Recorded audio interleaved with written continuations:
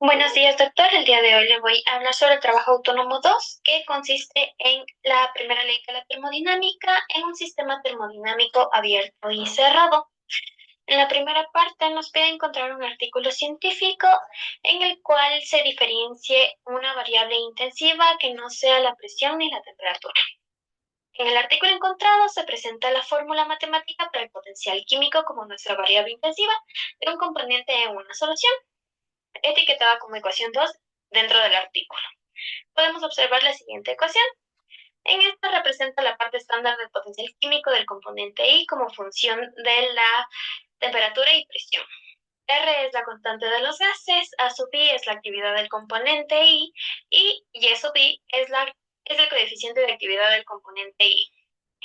El potencial químico se define como el cambio de la energía libre de Gibbs respecto al número de moles, a temperatura y presión constantes. Donde en la siguiente fórmula, en el caso del acetato de etilo, según el artículo encontrado, el potencial químico se relaciona con la actividad alfa mediante la siguiente ecuación. Si asumimos un comportamiento ideal, la actividad alfa se puede aproximar a la fracción molar, es decir, a alfa tiende a el número de moles sobre el número total de moles. Listo, entonces el potencial químico se puede escribir como podemos observar en la siguiente ecuación, donde la variación diferencial, al derivar mu respecto a n, obtenemos eh, la diferencial de mu, que es igual a RT dividido para n por la diferencial de n. Por lo que cuando el número de moles n aumenta, el potencial químico mu también aumenta de forma logarítmica a valores bajos de n. Un pequeño cambio genera una gran variación de mu. Tenemos el artículo científico con su respectivo DOI y la captura de que es un artículo Q2. En la segunda parte nos pide que establezcamos que nuestro sistema es cerrado y realiza un proceso cíclico. En las condiciones del sistema tenemos que un sistema cerrado no intercambia materia con el entorno. Entonces realiza dos tipos de trabajo: presión, volumen y potencial químico con el número de moles. Asumimos los datos donde se puede observar en la tabla y realizamos cada uno de los tres procesos que se van a realizar en el ciclo. El primer proceso tenemos compresión isotérmica, esto quiere decir a temperatura constante, donde se realiza el proceso 1 a 2, donde el trabajo es presión-volumen.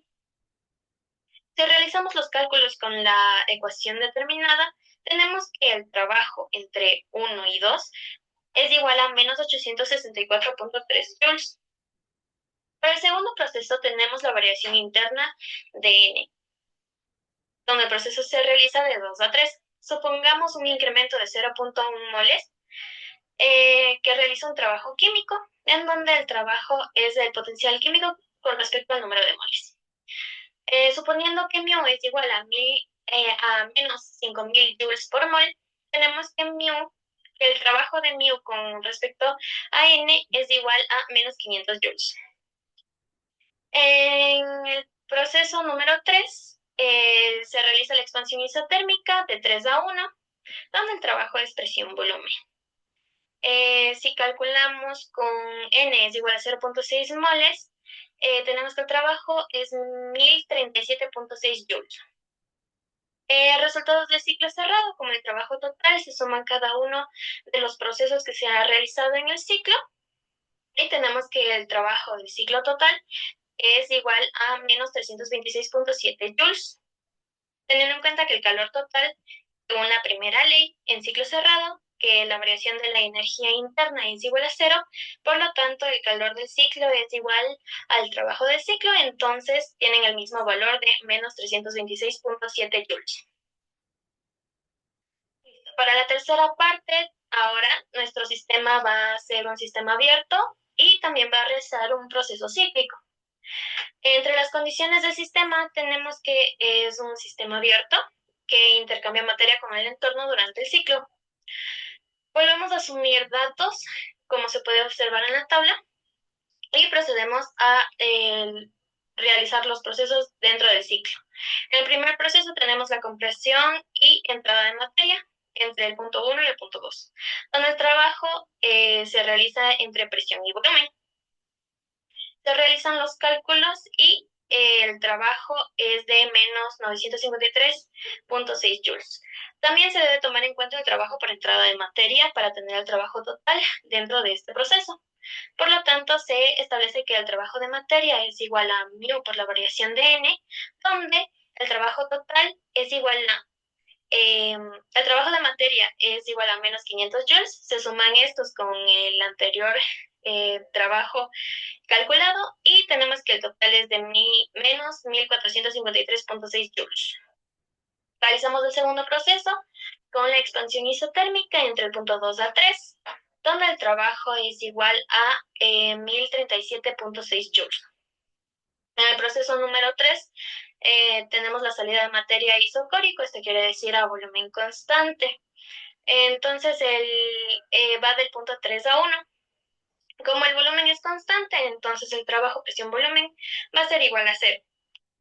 Solo hay trabajo asociado a salida de materia, por lo tanto la variación de los números de moles es igual a menos 0.1 mol. Según el trabajo de materia, según la salida, tenemos que es igual a 500 joules. El trabajo total del ciclo abierto es la sumatoria entre cada uno de los trabajos que se ha realizado entre cada uno de los tres procesos. Entonces tenemos que el trabajo del ciclo abierto es igual a 84.0 joules y el calor total, según la primera ley en ciclo cerrado, tenemos que la variación de la energía interna es igual a 0. Por lo tanto, el calor del ciclo es igual al trabajo del ciclo y este se mantiene con el mismo valor, con 84.0 joules. También debemos tener en cuenta la entalpía. En un sistema abierto que intercambia materia es mucho más natural y correcto trabajar con entalpía, porque en un sistema abierto la materia que entra o sale lleva consigo energía interna y un término de trabajo de flujo. Justamente la entalpía agrupa estos dos términos, donde tenemos como definición de la entalpía que la entalpía es igual a la energía interna más presión por volumen. En sistemas abiertos, especialmente si hay flujos estacionarios o cambios cíclicos, el balance de energía usa la variación de entalpía más que la de energía interna. En un ciclo completo, la variación de entalpía total también debe ser 0, porque el estado final es igual al inicial. Es decir, si la variación en la entalpía en el ciclo es igual a 0 y se cumple la primera ley adaptada a sistemas abiertos, donde la variación de la entalpía es igual al calor menos el trabajo de flujo. En un ciclo tenemos que el calor del ciclo es igual al trabajo del ciclo. Como vimos en los cálculos, el calor total del ciclo abierto es igual al trabajo total del ciclo. Para la cuarta parte tenemos que verificar si es que tanto el ciclo cerrado, la parte 2 y la parte 3 del trabajo autónomo cumplen con la primera ley de la termodinámica, sabiendo que para un ciclo cerrado se conserva la energía interna y para un ciclo abierto se conserva la entalpía. Tenemos una tabla resumen en donde se observa el ciclo, la energía de referencia, su variación, el trabajo realizado, el calor también, y si es que cumple o no la primera ley. Analizando específicamente el sistema cerrado, recordemos que calculamos un trabajo neto de menos 326.7 joules, es decir, el sistema entregó trabajo. Entonces, el sistema debe haber absorbido 326.7 joules de calor para conservar la energía. Y eso es exactamente lo que se obtuvo, que el calor es igual a más 326.7 joules. Por lo tanto, se cumple la primera ley. Para la parte 3, o sea, el sistema abierto, calculamos un trabajo neto de más 84.0 joules, es decir, el sistema absorbió trabajo. Entonces, el sistema debe haber liberado 84.6 joules de calor para mantener su entalpía constante. Y eso es exactamente lo que se calculó, como el calor es igual a menos 84.0 joules. Se determina que en ambos casos se cumple la primera ley de la termodinámica debido a que el sistema vuelve al mismo estado donde la energía se conserva en el ciclo, existe un balance entre calor y trabajo neto. Esto quiere decir que se compensan mutuamente, afirmando que la energía no se crea ni se destruye, solo se transforma.